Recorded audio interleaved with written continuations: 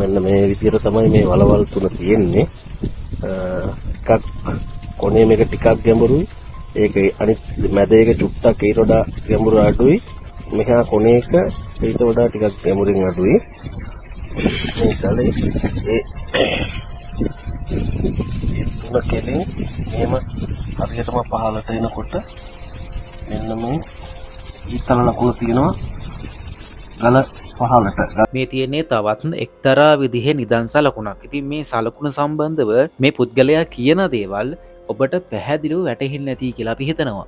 ඉතින් ගොඩක් අයට තියෙන ප්‍රශ්නයක් තමයි මෙවැනි නිධානයක් නැත්නම් මෙවැනි නිදන් සලකුණු කිහිපයක් තියෙනවා නම් එතන මොන වගේ දෙයක් තියෙන්න පුළුවන්ද කියලා. මෙවැනි නිදන් සලකුණු තියෙනවා නම් ඇත්තටම මේ සලකුණු මොනවද කියලා හොඳින්ම අපි එකින් එකට තේරුම් ගන්න උත්සාහ කරමු. පළවෙනි කාරණාව තමයි මෙවැනි විදිහේ ලකුණු තියෙනවනම් ඒ කියන්නේ මේ විදිහේ සිදුරු තියෙනවනේ. දැන් මේවා සිදුරු නෙමෙයි අපි ගොඩක් වෙලාවට කියන්නේ බෙහෙත් ඇඹරුම් කියලා තමයි කියන්නේ. එතකොට මේ විදිහේ බෙහෙත් ඇඹරුමක් යම් කිසි තැනක තියෙනවනේ. උදාහරණයක් විදිහට දැන් ඔබ ඉස්සරහට ගමන් කරනකොට මේ විදිහේ බෙහෙත් ඇඹරුමක් හම්බ වෙනවා. නැත්නම් සමහරක් අය කෝවලවල් කියලාත් කියනවා, පුංචි කෝවලවල් කියනවා, කුඩා කෝවලවල් කියලාත් කියනවා. එතකොට බෙහෙත් ඇඹරුම් හම්බ වෙනකොට ඒ බෙහෙත් ඇඹරුමේ ඉඳලා කොහේ හරි දිශාවකට ඊතලයක් වෙන්න පුළුවන්. නැත්තං විවිධ සතුන්ගේ අපි දන්නවා කුකුල් අඩි කියලා කියනවා නේද. එතකොට තවගත්තොත් එහෙම විවිධ කුරාඩි කියලා කියනවා. ඒ වගේ විවිධ සත්තු ගොඩාක් අය ඉන්නවා. ඒ සත්තුන්ගේ අඩි තියෙනවනම් ඒ දිශාවට ගමන් කරත් මේ ලොකේෂන් එකේ තමයි බෙහෙත නිර්මාණය කරේ.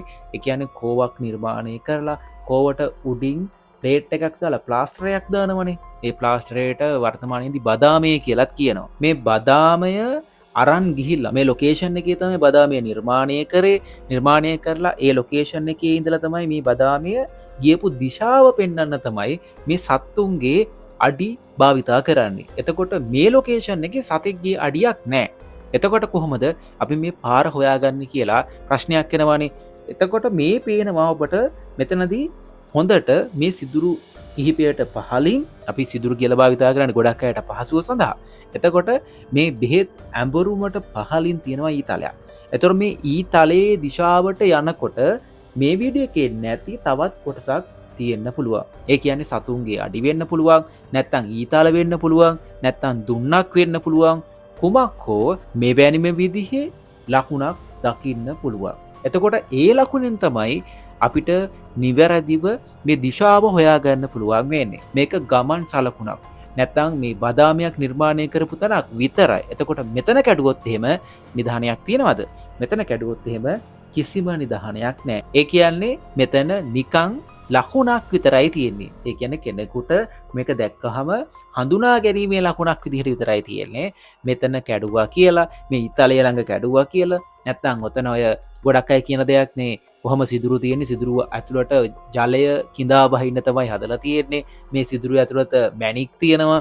එතකොට මේ මැණික් වල මැණික් නොමැරී තියෙන තමයි මේ වගේ සිදුරු නිර්මාණය කරලා තියෙන්නේ. මේ වැහි ජලය ඇතුළට කාන්දු වෙන විදිහට තමයි මේක නිර්මාණය වෙලා තියෙන්නේ කියලා ගොඩාක් වෙදතුරෝ නැත්තම් අපි ඔය කියලා කියන්නේ වෙද්දු කියලා කියන්නේ. නැත්තම් ගුරුකම් කරන අය වෙන්න පුළුවන්. ගොඩාක් මේ නිදන් වස්තු ගොඩ ගන්න උත්සාහ කරන පිරිසගේ ඔය ප්‍රධානියෙක් ඉන්නවනේ. ඉතින් ඒ අය කියන්නේ ඒ වගේ දෙයක් තමයි. නමුත් ඇත්ත කතාව තමයි ඒ කාලේදී විවිධ විදිහට මේ ගල් මෙලෙක් කරන්න අපි දන්නවා ඒ කාලේදී භාවිතා කරලා තියෙනවා බෙහෙත් වර්ග.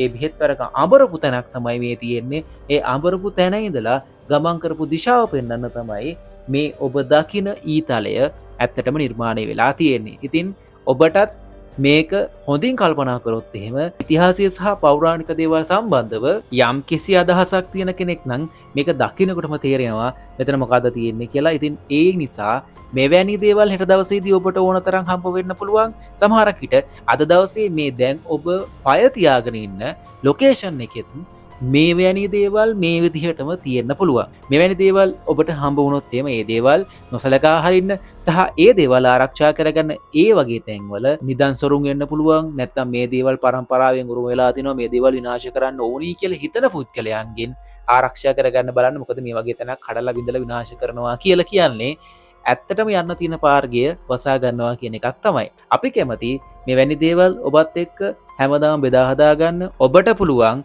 මේ සම්බන්ධව ඔබට දැනෙන අදහස කමේට එකක් ඉදිරිපත් කරන්න.